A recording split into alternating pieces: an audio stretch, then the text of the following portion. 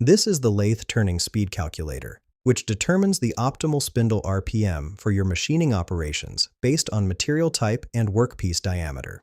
The calculator has two main inputs. First, you'll select your material type from the drop-down menu, which includes options for mild steel with SFM 100 to 150, stainless steel with SFM 50 to 100, aluminum with SFM 200 to 400, brass with SFM 150 to 300, cast iron with SFM 80 to 150, tool steel with SFM 40 to 80, or custom SFM value.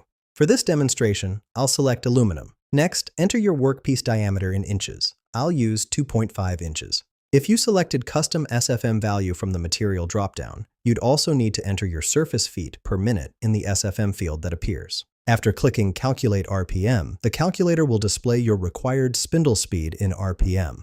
This output represents the rotational speed needed to achieve the optimal cutting conditions for your selected material and diameter combination. The calculation ensures you're machining at the correct surface speed to maximize tool life and achieve the best surface finish on your workpiece. Find the link in the description below.